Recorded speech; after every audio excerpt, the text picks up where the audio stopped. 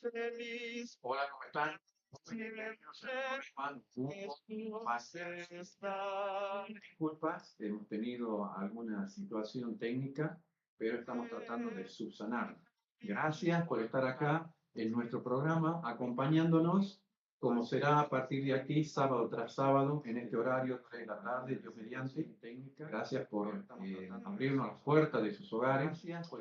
Quisiera presentar, nombrar a las personas que componen este programa, Rumbo a la Patria Celestial, nuestra hermana y amiga Vicky Roldán, Julie Corbarán, Karina Pereira, nuestro hermano Hernán Santillán, que nos acompaña, Diego Corbalán, mi nombre es Gracias por estar acá. El propósito de este programa es compartir el estudio de las Sagradas Escrituras para prepararnos, ¿no es cierto?, para ir rumbo a aquella patria que el Señor nos está preparando en los cielos. Y a partir de la Biblia, encarar algunos estudios que tienen que ver con todo lo que está aconteciendo a nivel mundial. Pero antes de ello, vamos a tener una palabra de oración. Yo le voy a pedir a Diego que él nos dirija en oración antes de comenzar nuestro estudio. Bien, oremos, hermano. Bendito Padre que estás en el cielo, mi Señor, te agradecemos una vez más tener el privilegio de estudiar tu santa palabra. Te pedimos, Señor, que nos dirijas, una bendición especial. Te pedimos para todos aquellos que están del otro lado. Te pedimos que nos guíes al conocimiento de la verdad y que nos guíes, Señor, a poner en práctica todo lo bueno que aprendamos de tu palabra. Te lo rogamos en el nombre de nuestro Señor Jesucristo. Amén. Amén. Amén. Bien, antes de comenzar, queremos recordar a un hermano mi amigo, que tristemente ya no nos acompaña, era fallecido un día como hoy. Estoy haciendo referencia a nuestro amigo y gran hermano Johnny Tadeo, un hombre que realmente llevó en alto lo que es la bandera del Evangelio. Y hoy tomamos la posta en aquella gran obra que él ha comenzado en su momento, inclusive en una radio acá en San Miguel de Tucumán. Así que este programa casi es la memoria de él. Así que bueno, ¿qué nos convoca en el día de hoy? Vamos a abordar como primer tema este sábado el estudio de la palabra de Dios. ¿Sí? ¿Qué es la Biblia? Y hemos anotado una serie de preguntas que pensamos que puedan ser útiles, preguntas que mayormente se hace la gente. La Biblia es un libro maravilloso. Ha sido un libro amado y odiado por toda la humanidad, un libro perseguido, hasta quemado en plaza pública, como sucedió en la Revolución Francesa. Voltaire, allá en el tiempo del iluminismo, él decía que la Biblia estaba compuesta por fábulas, que iba a pasar. Y sin embargo, él falleció y la Biblia continúa. Cuando murió él, Voltaire, todos sus bienes, incluyendo su casa, fue puesta en subasta. Y su casa, ¿quién la compró? Es un hecho curioso porque la compraron las sociedades bíblicas. Así que la Biblia podríamos decir que es un yunque sobre el cual muchos martillos o críticas se han gastado. Todas esas críticas se acallaron y la palabra de Dios sigue aquí con nosotros. Así que vamos a adentrarnos con lo que sería la primera pregunta. Bien, la primera pregunta que surge es siguiente. ¿Cómo se comunicaba Dios al principio con el ser humano, con el hombre? Bien, al principio, en la creación de Adán y Eva, al no existir el pecado aún, la pareja estaba en un estado de santidad y de inocencia, por lo que Dios se comunicaba con ellos de manera directa, cara a cara, de manera que ellos no solamente lo escuchaban a Dios, sino que además lo veían.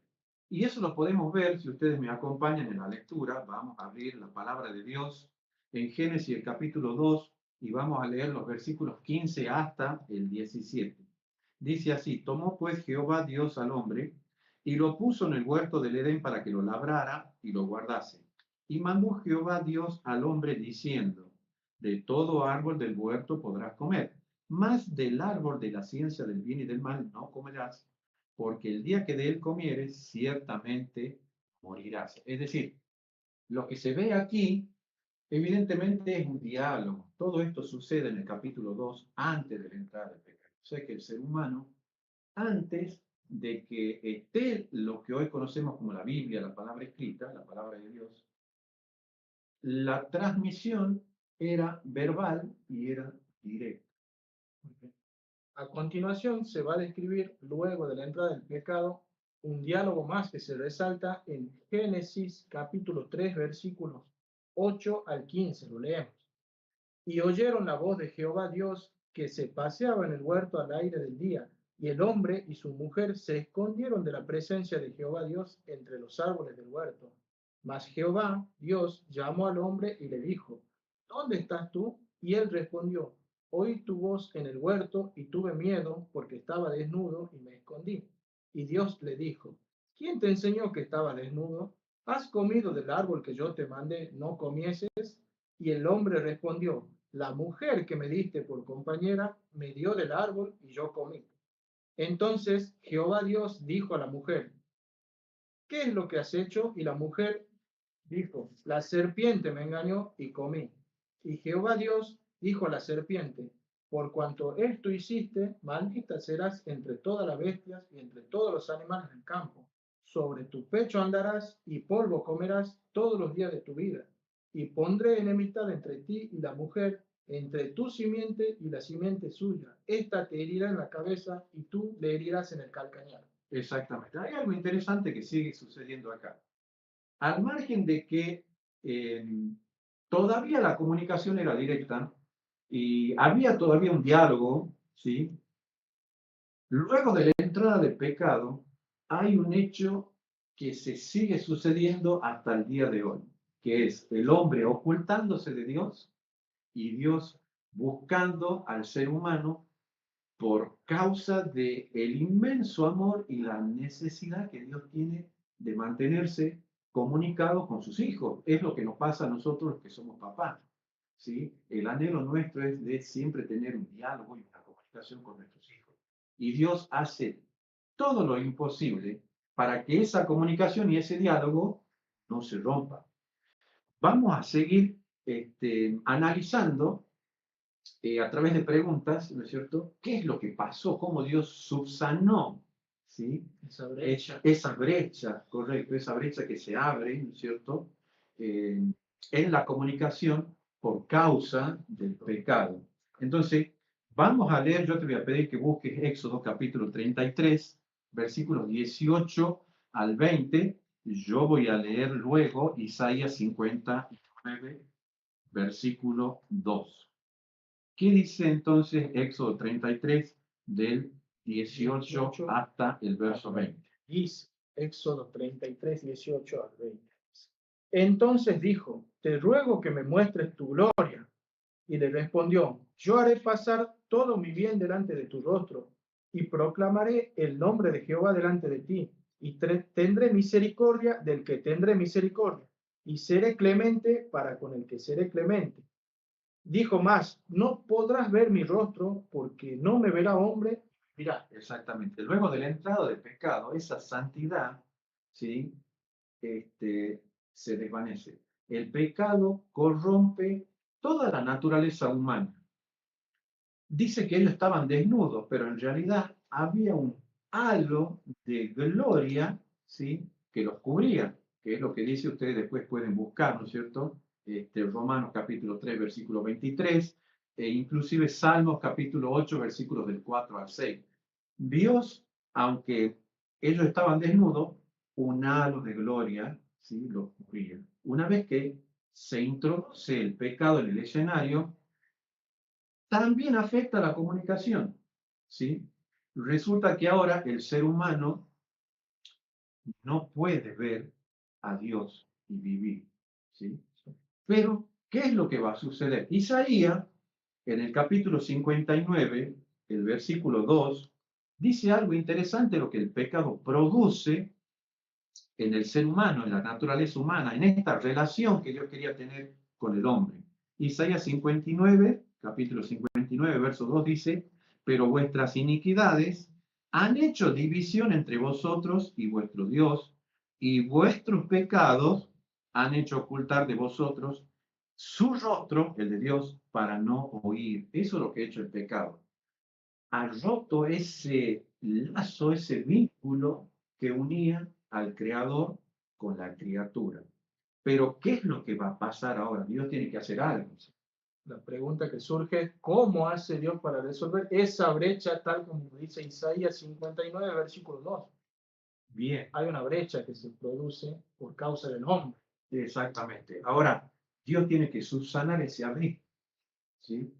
¿Cómo lo hace? Vamos al libro de Judas, que está casi al final de la Biblia, antes de Apocalipsis. Sí, si lo tenés a mano. Judas, Sí, lee Judas, versos 14 y 15.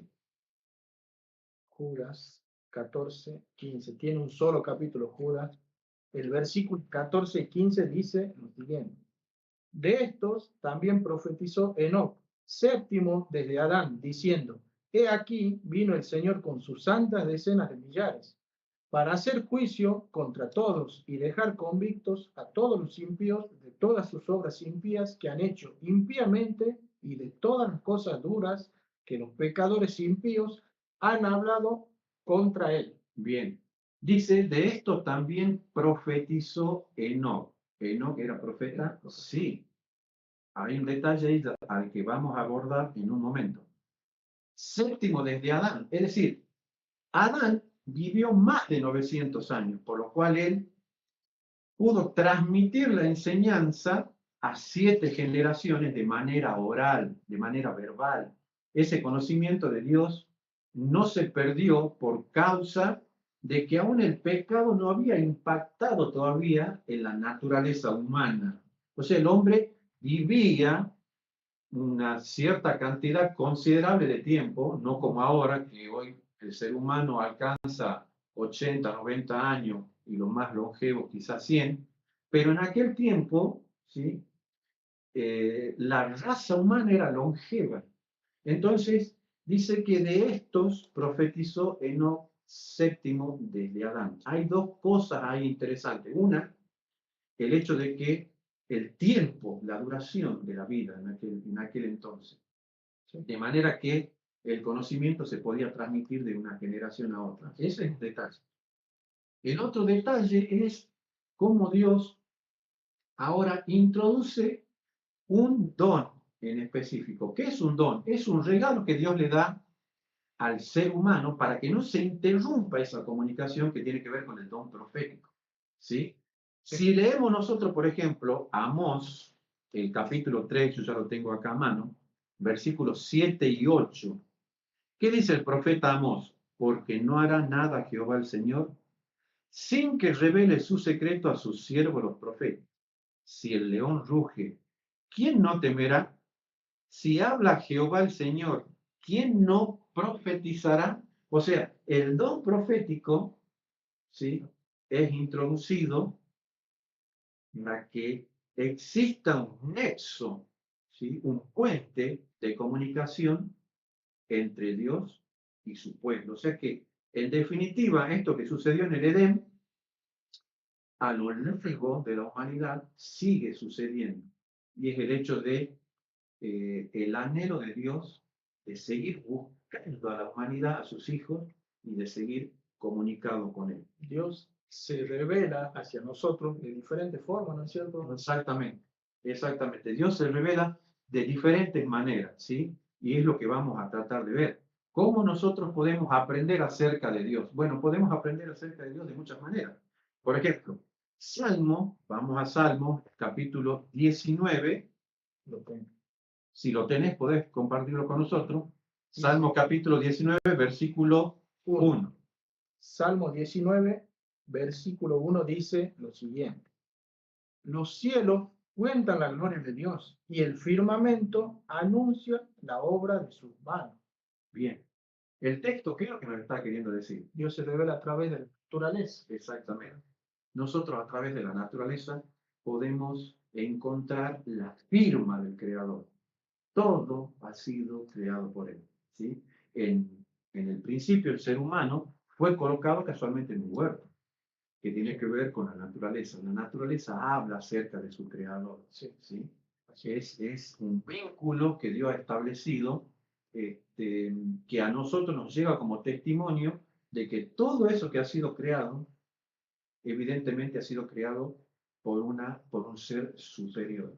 Pero no es la única manera, a través de la naturaleza, como Dios se sigue comunicando con nosotros y se sigue revelando al ser humano.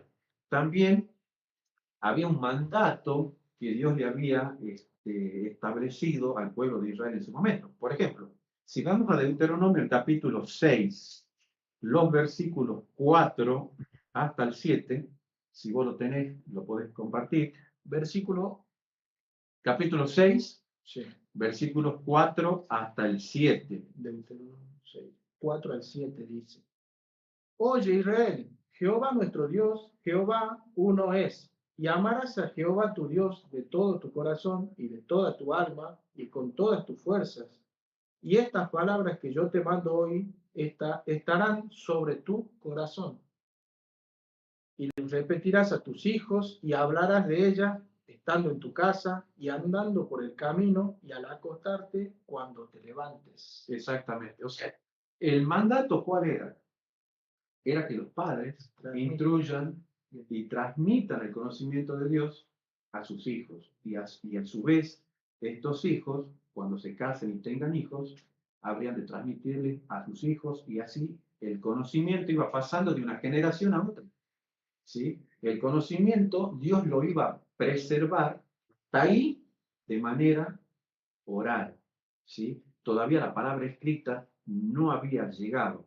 Pero Dios se seguía manifestando al pueblo. No es que Dios se había desentendido completamente de sus hijos, en este caso del pueblo de Israel. Dios seguía manteniendo un lazo de comunicación, solo que ellos ya no lo podían ver, como hemos leído en algún momento en Éxodo. Ya no podían verlo, pero sí podían oírlo. Por ejemplo, busquemos, si podés buscar, Diego, Sí. el capítulo 4 de Deuteronomio, ¿sí? Que ahí nomás está, versículos 12, 13 y 15. Sí, dice, capítulo 4 de Deuteronomio, versículos 12, 13 y 15. dice lo siguiente: Y habló Jehová con vosotros del medio del fuego. Oísteis la voz de sus palabras, mas a excepción de oír ninguna figura vista. Y él os anunció su pacto, el cual os mandó poner por nombre, 10 mandamientos, y los escribió en 2 tablas de piedra. Versículo 15. Guardad pues mucho vuestras almas, porque ninguna figura visteis el día que Jehová habló con vosotros del medio del fuego. Exactamente. O sea, lo que Dios hacía después de que se introduce el pecado como un intruso, ¿sí? Porque no era la voluntad de Dios esa. La voluntad de Dios era que el ser humano pueda vivir eternamente comiendo del árbol de la vida y así prolongar la vida. Pero la vida estaba condicionada, o la inmortalidad estaba condicionada a la obediencia de Dios, que es lo que leímos en el mensaje de Génesis capítulo 2, ¿sí? Que Dios le había prohibido que coman del fruto del árbol de la ciencia del bien y del mal, porque el día que coman de ese fruto, Dios les dice, ciertamente van a morir. Ahora, ¿qué es lo que sucede acá? Dios se sigue comunicando, a pesar de que se abre una brecha por causa de ese intruso que nosotros le llamamos el pecado. Dios sigue hablándole al pueblo, el pueblo sigue escuchando la voz de Dios, pero ya no lo puede ver. Luego va a venir una revelación especial, ¿sí? Porque hasta acá vamos viendo cómo Dios se revela a través de la naturaleza, ¿sí? La transmisión oral, los padres a sus hijos. Exactamente. Y ahora, ¿qué es lo que vamos a ver? Que Dios también se seguía comunicando, ¿verdad? Aunque ellos no lo veían. Pero, por ejemplo, si nosotros buscamos, si vos podés buscar y ayudarme, Diego, Sí. en Hebreos capítulo 1, versículo 1 y 2, pero primero vamos a leer el verso de el Evangelio según San Juan, el capítulo 1, ¿sí? Vamos a buscar San Juan el capítulo 1 y vamos a leer el verso 18. Dice así, a Dios nadie le vio jamás. El unigénito Hijo, hablando de Cristo, que está en el seno del Padre, Él le ha dado a conocer. Ahora tenemos una revelación especial de lo que es la transmisión del conocimiento y del carácter del Padre a la humanidad a través de su Hijo Jesucristo, ¿sí? Pero Pablo le escribe a los hebreos y él tiene allí, agrega detalles que son interesantes, que es un poquito el resumen de lo que nosotros venimos hablando. ¿Qué dice Hebreo? Hebreos 1, versículos 1 y 2 dice lo siguiente. Dios, habiendo hablado muchas veces y de muchas maneras en otro tiempo a los padres, a los profetas, en estos postreros días nos ha hablado por el Hijo, a quien constituyó heredero de todo y por quien asimismo hizo el universo. Exactamente. Miren qué resumen maravilloso que hace Pablo en 2 versículos. Que antes nuestro Padre se comunicó, ¿sí?, con los patriarcas, con los profetas, y ahora lo hace a través de su Hijo Jesucristo, a quien constituyó heredero de todo y por quien asimismo hizo el universo. Hay muchas cosas acá que vamos a ir desarrollando a lo largo de nuestros programas, ¿verdad? Que hay muchas cosas que leemos y que quedan allí y nosotros las tocamos de pasada, pero en algún momento vamos a retomar quizá estos textos para hablar de Cristo como el creador, ¿sí? Pero lo que queremos resaltar es cómo ahora Cristo viene y a través de su vida y de su ministerio nos da a conocer el carácter de Dios, cómo es Dios, ¿sí? Pero luego llega a nosotros esto que tenemos acá, la palabra escrita. ¿Cómo llega? Busquemos, yo voy a buscar Éxodo 17:14, vos ayúdame Diego con la lectura de Éxodo 34:27. Yo voy a leer Éxodo capítulo 17, versículo 14. Presten atención. Dice así, y Jehová dijo a Moisés, escribe esto para memoria en un libro y di a Josué que raeré del todo la memoria de Amalek de debajo del cielo. La primera parte es la que nos interesa. Ahora es Dios el que le dice a alguien, ¿a quién? A Moisés, que escriba en un libro. La pregunta es ¿por qué? Bueno, el por qué es lo que venimos diciendo. El pecado había hecho estrago en la naturaleza del hombre, de manera que ya no vivía más de 900 años. Ahora apenas 80 años, 120 años, más de eso el ser humano no vivía. Y el pecado también afectó lo que es la mente, la memoria. Así que para que el conocimiento de Dios no se pierda, el que mata a Moisés que escriba es Dios mismo. Y el pasaje, La misma idea la se misma idea, resalta en exactamente. Éxodo 34, versículo 27, dice, y Jehová dijo a Moisés, escribe tú estas palabras porque conforme a estas palabras he hecho pacto contigo y con Israel. Exactamente. Es decir, lo que Dios hace ahora es preservar el conocimiento de sí mismo a través de la palabra escrita. O sea, entonces, hasta el momento venimos viendo cómo se revela Dios para el hombre, ¿no es cierto? A través de la naturaleza, por los profetas, por Cristo mismo y ahora a través de la palabra escrita. Si tendríamos que resumir nosotros lo que venimos viendo hasta ahora, la pregunta que podría surgir es la siguiente. ¿Qué es la Biblia? perfecto. La Biblia, resumida, es la palabra de Dios, ¿sí? No contiene la palabra de Dios, es la palabra de Dios. Es la voluntad de Dios expresada en este libro. La Biblia es un conjunto de libros, ¿sí? 66 libros. Y está compuesta, 39 libros componen el Antiguo Testamento. Para el pueblo de Israel, nuestro Antiguo Testamento, compuesto por esos 39 libros, para ellos es, o ellos le llaman el Tanaj hebreo, ¿sí? Y luego los restantes 27 libros, que son los evangelios, el libro histórico de Hechos, ¿sí? Que nos relata la historia de la iglesia primitiva, cómo surge, cómo se desarrolla la iglesia, cómo va creciendo la iglesia. Y luego tenemos las distintas cartas, ¿sí? La mayor cantidad de cartas son las que escribe el apóstol Pablo, denominadas las cartas paulinas. Pero también tenemos, por ejemplo, otras epístolas como la de Juan, que escribe el Evangelio según San Juan, las cartas de Santiago, la de Pedro, y luego tenemos un libro, una carta profética, como es el libro de Apocalipsis. De manera que lo que vos me decís es que la Biblia es 100% divina, también 100% humana. Exactamente. Es interesante porque la podríamos comparar hasta con la naturaleza de Cristo, ¿sí? Porque Cristo es 100% divino, pero también es 100% humano. Pablo dice que Cristo fue Dios, pero manifestado a los hombres en carne. Era 100% un ser humano. Ahora, la pregunta es la siguiente. Hoy, ¿podemos confiar entonces en la Biblia? Exactamente. Yo creo que esa pregunta se hace la mayoría. Ha pasado tanto tiempo,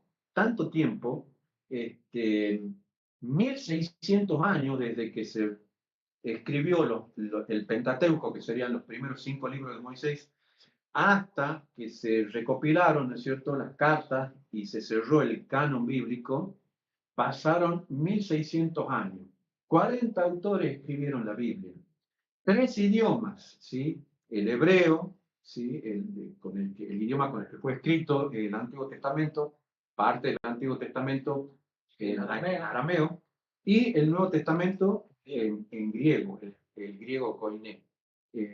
Pero todo esto, a pesar de que ha pasado tanto tiempo, tantas generaciones, tantas culturas, tantos pueblos con distintas culturas, ¿no es cierto?, sigue siendo un libro fidedigno, un libro inspirado, un libro en el cual nosotros podemos decir, bueno, yo la verdad que confío en la palabra de Dios. Bueno, vamos a buscar qué es lo que la Biblia dice de sí misma, o qué es lo que Dios dice de sí mismo, de su palabra. Podemos buscar segunda de Timoteo.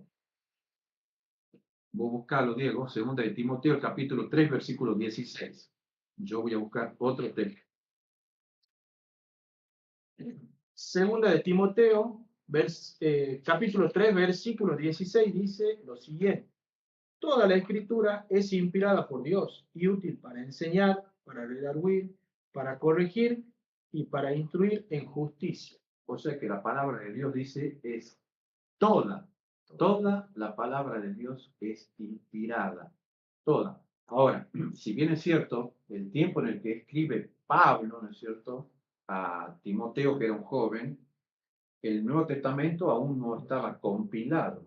¿De qué hablaba Pablo entonces? Entonces, ¿qué escritura consideraba Pablo en aquel tiempo que era inspirado, a la cual él le llama toda escritura inspirada por Dios? Es evidente que está haciendo referencia al Antiguo Testamento. Luego, ¿sí?, el Nuevo Testamento será compilado bajo un canon. ¿Qué es el canon? El canon es una regla, ¿sí?, que se basaba en determinados principios sobre los cuales se iban a incorporar a lo que hoy tenemos como Biblia o canon sagrado, como un filtro en donde se iban a incorporar determinados libros, porque de entre todos los libros que circulaban en el tiempo de Pablo, no todos evidentemente eran inspirados. Habían libros que, aunque eran inspirados, no se colocaban dentro del canon, pero había otros libros que circulaban que no eran inspirados, los que nosotros conocemos como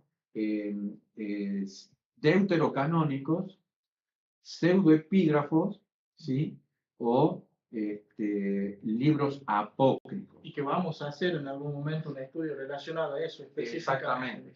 Exactamente. Lo que queremos hacer ahora es invitarlos a que vamos a una pausa y luego continuaremos viendo cómo la Biblia también contiene, ¿sí?, datos científicos, ¿sí? Así que los invitamos a que se queden con nosotros. Vamos a hacer una pausa pequeña y luego volvemos.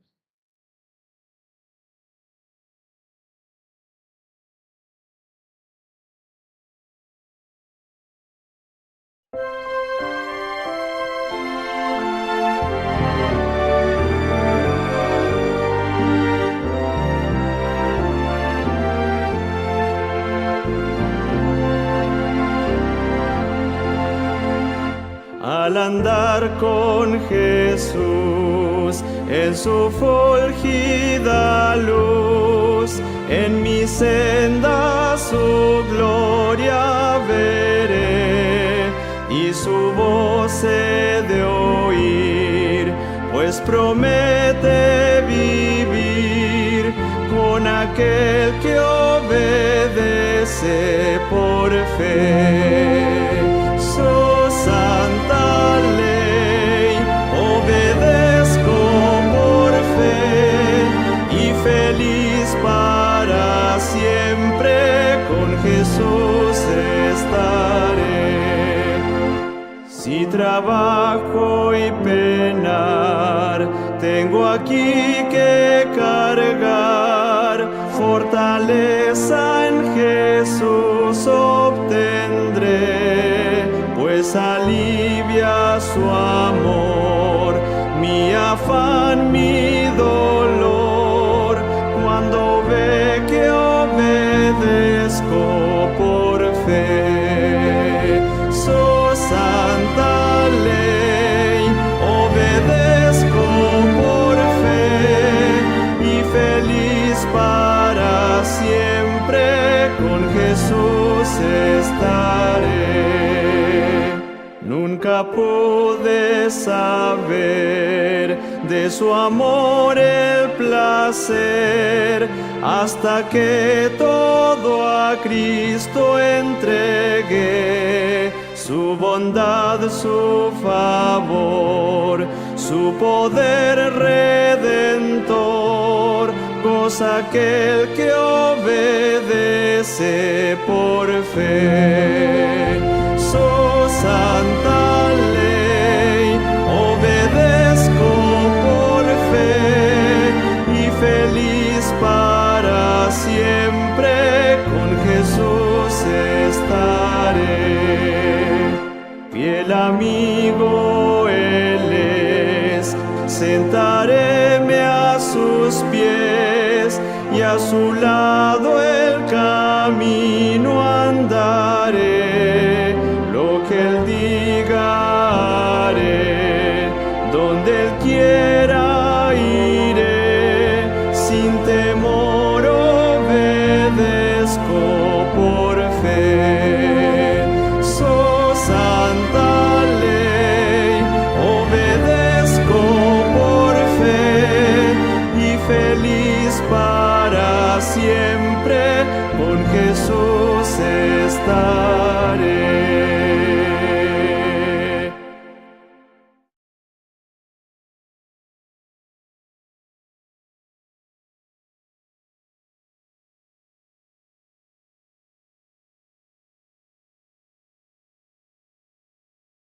Bien, estamos otra vez de vuelta.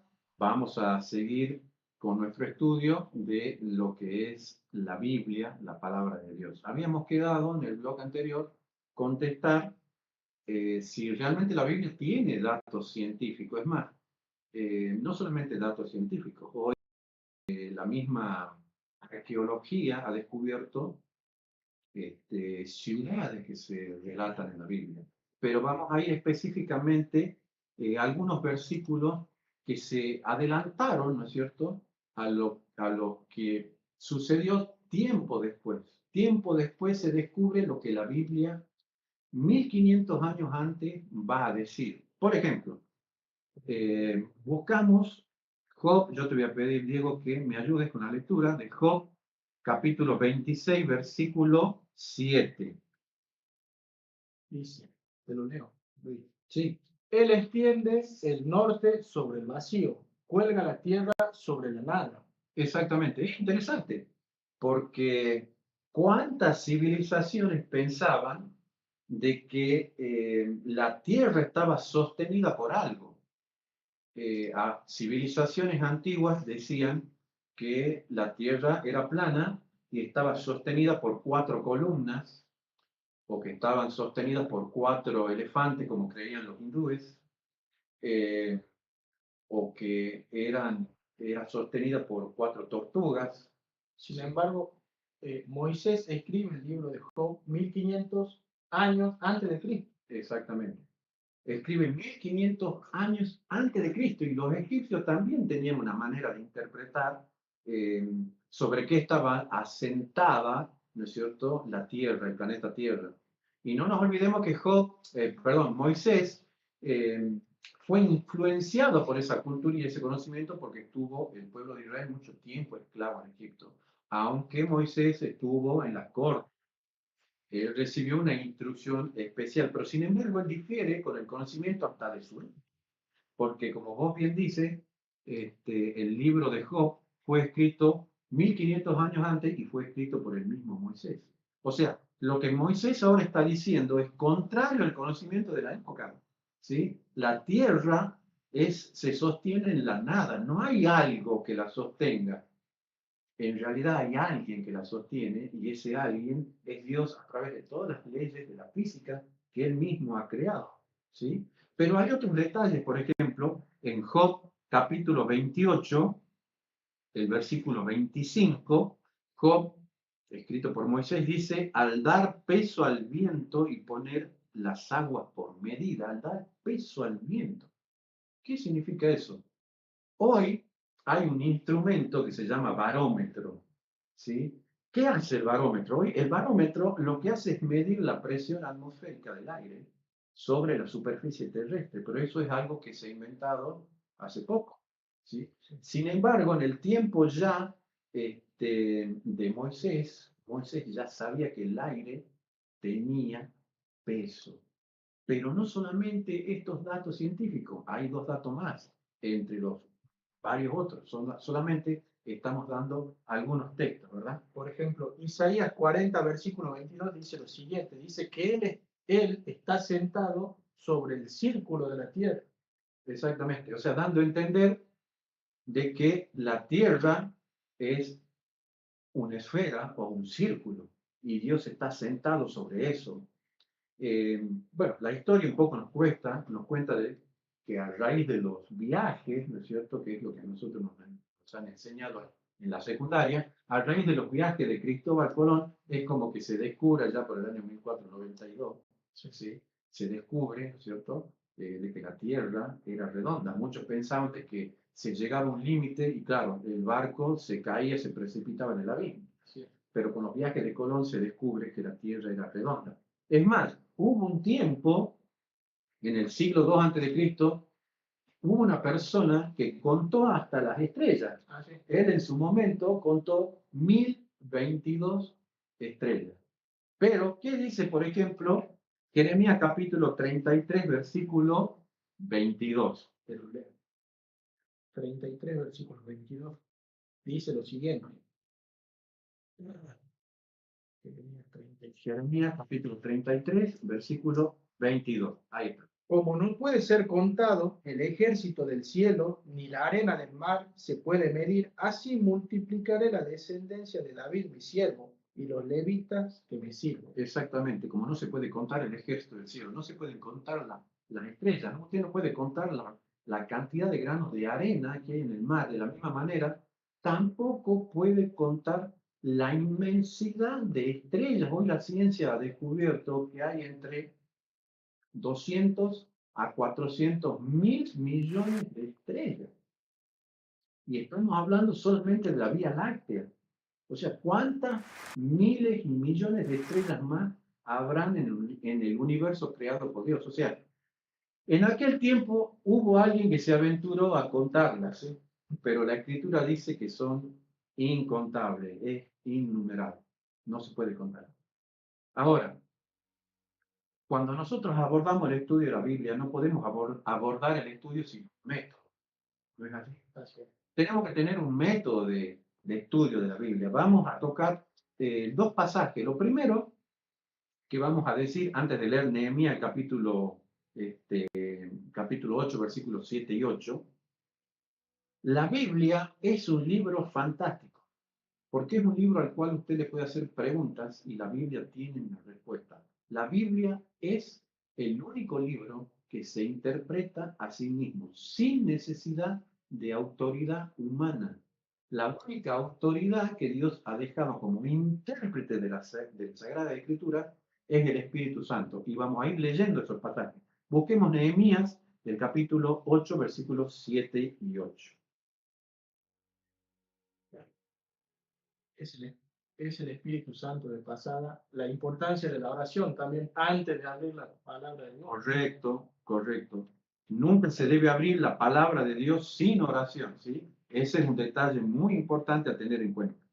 Versículos 7 y 8 de Nehemías capítulo 8 dice, el versículo 7, que los levitas, dice, hacían entender al pueblo la ley y el pueblo estaba atento en su lugar. Y leían el libro de la ley de Dios claramente y ponían el sentido de modo que entendiesen la lectura. Exactamente. Hoy nosotros le podríamos llamar exégesis bíblica, ¿sí? Que es sencillamente leer el texto en el contexto inmediato, en el contexto bíblico desde Génesis hasta el Apocalipsis, sin sacar ese texto de un contexto mucho mayor y sin sacar ese versículo que estoy leyendo de un contexto mucho más grande que tiene que ver con lo que relata, por ejemplo, en algún momento lo habremos de estudiar, Apocalipsis capítulo 12, que es el contexto de que hay un conflicto cósmico, un conflicto que abarca todo el universo entre Cristo, su iglesia y Satanás. Entonces, no podemos tomar un texto y darle una aplicación y un sentido diferente, ¿sí?, al que le da toda la Biblia. Un texto no puede anular toda la Biblia, es decir, que yo de un texto bíblico no debería, ¿sí?, hacer una doctrina. Antes de verificar ese texto con otros pasajes paralelos de la Biblia, dándole el sentido que la misma Biblia le da. No se puede contradecir. La Biblia es un libro que no se puede contradecir sencillamente porque Dios no se puede contradecir. Lo que Dios le revela a Moisés es lo mismo que Dios le reveló a los profetas y es lo mismo que Dios le reveló a los discípulos, ¿sí? Y que ellos escribieron allí cada uno de sus cartas. Ahora, el principal instructor y nuestro guía, que bien lo decías vos, ¿sí?, cuando abrimos la palabra de Dios, es el Espíritu Santo. Entonces, leamos ese pasaje, porque todo lo que nosotros decimos tiene que estar respaldado con un pasaje bíblico. Entonces, abrimos el Evangelio según San Juan, capítulo 16, y vamos a leer el versículo 13. Es Cristo el que habla, preste atención, pero cuando venga el Espíritu de verdad, Él os guiará a toda la verdad. ¿A cuánta verdad nos guiará el Espíritu Santo? ¿A una parte? No, a toda la verdad. Porque no hablará de su propia cuenta, sino que hablará todo lo que oyere y os hará saber las cosas que habrán de venir. ¿Quién es nuestro guía? ¿Quién es nuestro maestro, nuestro instructor y el intérprete de las escrituras? El mismo que las inspiró. No puede ser ninguna autoridad humana, ¿sí? No puede ser ninguna autoridad humana. Entonces, ¿qué es lo que venimos viendo hasta acá? Venimos viendo cómo se transmitía directamente la palabra de Dios, ¿sí? Cómo se estudia la palabra de Dios. Cómo se le estudia la palabra de Dios, ¿sí? Antes que nada, me gustaría leer un pasaje más. Sí, por favor. Dice Job 28:13, dice, la palabra pues de Jehová les será mandamiento tras mandamiento, mandato sobre mandato, renglón tras renglón, línea sobre línea, un poquito allí, otro poquito allá, hasta que vayan y caigan de espaldas y sean quebrantados, enlazados y presos. Acabas de leer Isaías 28:3. Versículo 3. O sea, es lo que venimos diciendo, ¿verdad? Un poquito aquí, un poquito acá, línea sobre línea, que caigan enlazados y presos, porque eso es lo que hace la palabra de Dios. Cuando uno la lee, Dios nos enlaza y caemos presos de la verdad, de su palabra, del amor. Cristo, hay un texto dicho por el profeta que dice que con cuerdas humanas los atrae con cuerdas de amor. Eso es lo que hace la Biblia, nos termina enlazando y atrayéndonos a Dios. Es maravilloso. Ahora, con todo esto, habría que preguntarnos ahora, por ejemplo, cómo se relacionó Cristo con la Escritura, porque eso sería un detalle, saber, que podamos averiguar cómo trató Cristo a las Escrituras y qué Escritura citaba él. Porque hay un detalle interesante que lo vamos a ver. De entre todos los libros que circulaban en la época de Cristo, si usted lee, en su casa puede leer Lucas capítulo 4, que es el primer y único sermón que Cristo dio detrás de un púlpito, ¿sí? Que casi le cuesta la vida, a él se le dio a leer el rollo del profeta Isaías. Vale decir que en la sinagoga, ¿qué es lo que se leía? Se leía el Antiguo Testamento, no se leían otros libros. A Cristo no se le dio a leer otro libro que no sea lo que hoy nosotros tenemos acá dentro de ese grupo de 66 libros que componen las Escrituras. Ahora vamos a ver cómo Cristo se relacionó con la Biblia. ¿Qué citaba él normalmente? ¿Sí? Por ejemplo, busquemos Mateo el capítulo 4, versículos 4, 7 y 10. Sí, por favor. Dice, él respondió y dijo, escrito está, no solo de pan vivir el hombre, sino que de toda palabra que sale de la boca de Dios. ¿Qué es lo que Jesús estaba citando acá? Cristo primeramente dice, escrito está. Sería interesante saber dónde Está escrito. Exactamente. Y el detalle es que a lo largo de todo el ministerio de Cristo, él jamás citó otro libro que no sea el Tanaj hebreo o lo que nosotros los cristianos llamamos el Antiguo Testamento. Cristo estaba citando ahí, estaba citando Deuteronomio, el capítulo 8, el versículo 3. Básicamente para decir, está escrito o escrito está, yo tengo que saber a dónde está escrito. Y es evidente que Jesús, entre paréntesis, estudiaba la Escritura. Lo interesante del capítulo 4 es que 3 veces va a decir Cristo, escrito está. Estaría bueno, lo repasemos. El versículo 7, por ejemplo, lo leo. Sí. Dice, Jesús le dijo nuevamente, escrito está también, no tentarás al Señor tu Dios.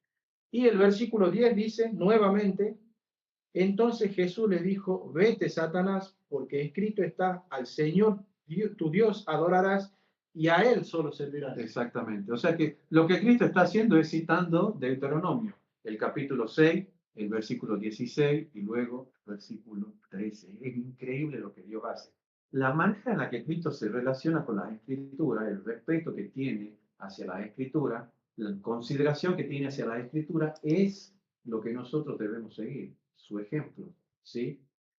Todo conocimiento, toda doctrina, ¿sí? Surge a partir de las Escrituras.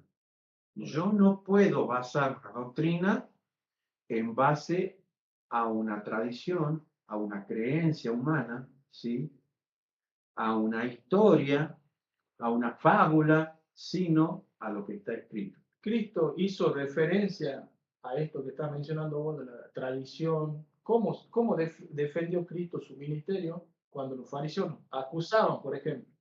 Es interesante porque el ejemplo que nos da Cristo es el ejemplo que nosotros tenemos que seguir. Vamos ahí al Evangelio según San Juan y vamos a leer el capítulo 5 del Evangelio según San Juan. Cristo allí hablando con los escribas, con los fariseos, donde se le preguntaban con qué autoridad él hacía esas cosas, ¿sí? Cristo responde de una manera maravillosa. Él, por ejemplo, dice en el capítulo 5 del Evangelio según San Juan, el versículo 39. El versículo 39 dice, escudriñad las Escrituras, porque a vosotros os parece que en ellas tenéis la vida eterna, ¿sí?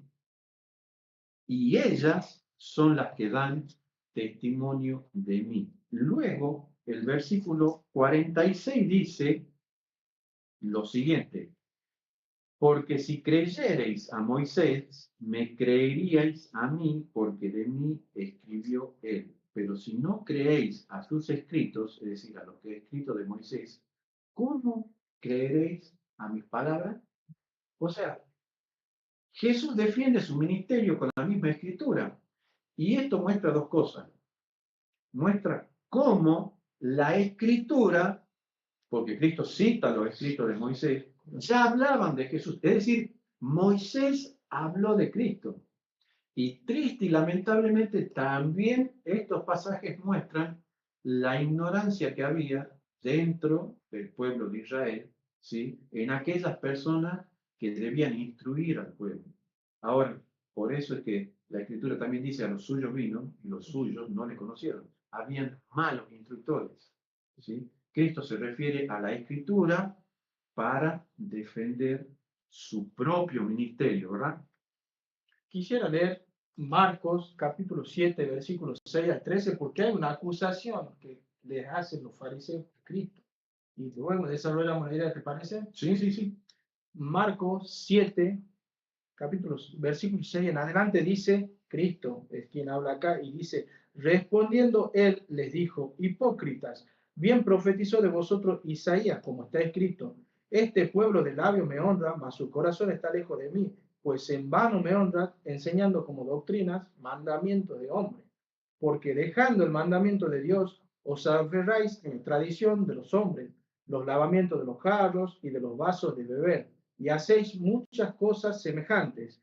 Les decía también, dice el versículo 9, bien invalidáis el mandamiento de Dios para guardar vuestra tradición, porque Moisés dijo: honra a tu padre y a tu madre, y el que maldiga al padre o a la madre muera irremisiblemente.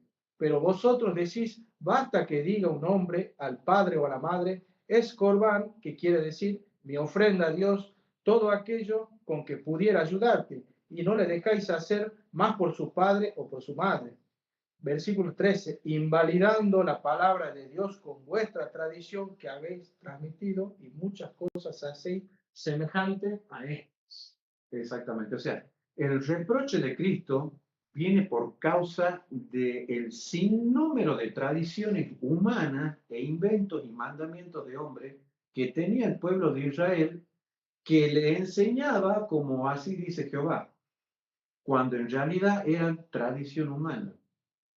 Lo que Jesús le está citando es Isaías 29:13, Éxodo 20:12, Éxodo 21:17, en donde Dios, a diferencia de ellos, que estaban haciendo de la tradición doctrina, Dios los remite a la palabra de Dios.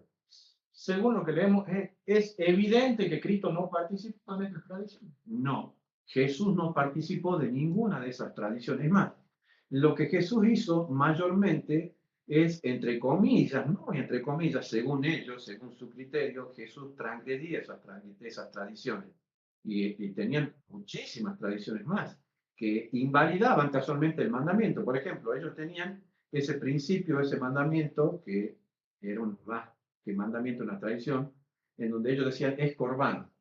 Entonces, en vez de ayudar a sus padres, por causa del mandamiento, honra a tu padre y a tu madre, ellos, para no ayudar a sus propios padres, decían: estos bienes que yo tengo están consagrados a Dios. Preferían que esos bienes estén colocados en otros lados en vez de ayudar a sus propios padres. Y como esto, muchas otras cosas. Y hoy, esta enseñanza, ¿no es cierto?, llega hasta nuestros tiempos, porque hoy, triste y lamentablemente, hay muchas cosas que hace el cristianismo hoy, ¿sí?, que también es tradición humana y es es un invento de la propia iglesia, es invento de hombres.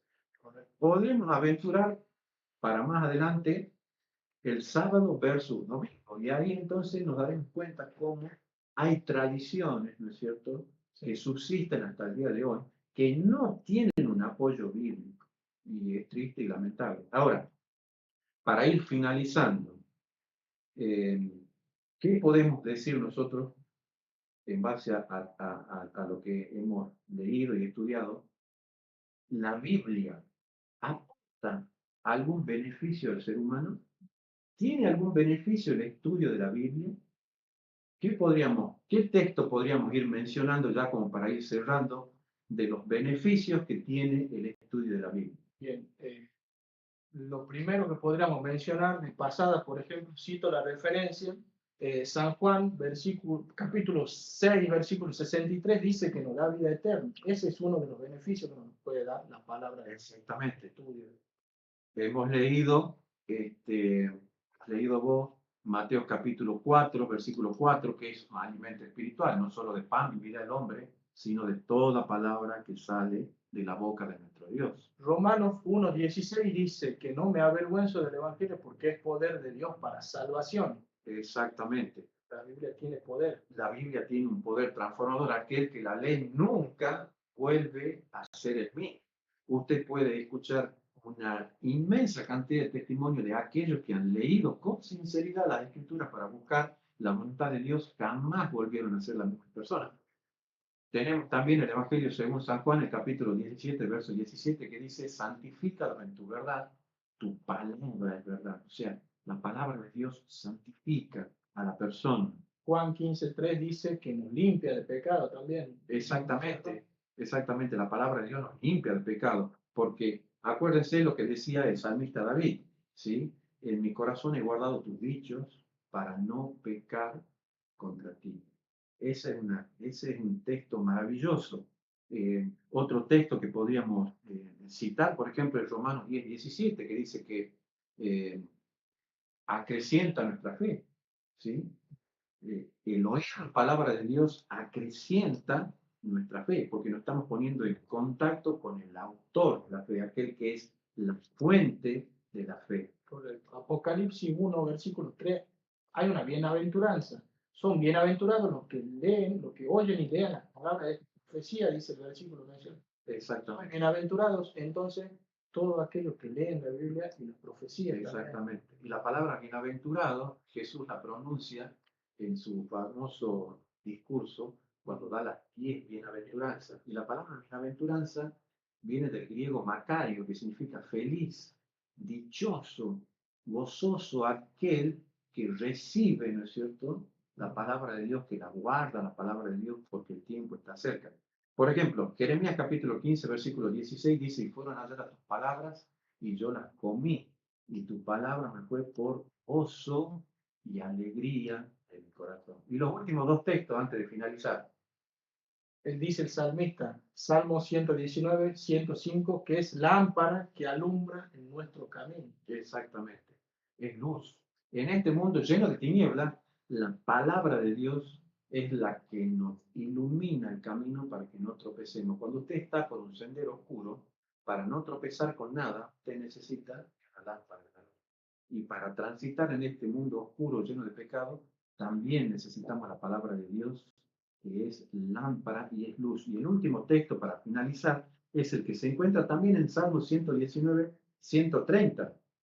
Y antes de decirlo, es maravilloso porque uno podría decir, bueno, pero la palabra de Dios es difícil de entender. Es solamente para el teólogo, es para el pastor, es para el presbítero, es para el sacerdote, es para el papa, es para aquel que ha sido instruido en eso. Yo no. ¿Qué dice?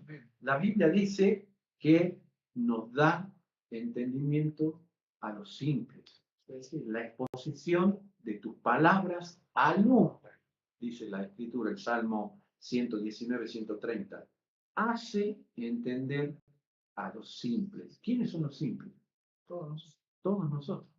O sea, Dios no hace acepción de personas. No es que Dios entregó la Escritura a un grupo selecto de personas, a un grupo de teólogos, y nosotros estamos excluidos, ¿sí? No dice eso. Así que felices, dichosos, somos nosotros que podemos compartir la palabra. Con esto finalizamos el estudio. Le agradecemos su compañía. Deseamos que sigan acompañándonos a lo largo de todos estos sábados, a través de los cuales vamos a seguir estudiando la palabra de Dios, vamos a seguir incursionando en todos los temas que están contenidos en la palabra de Dios, porque nuestro deseo es que nos preparemos juntos para ir rumbo a la patria celestial.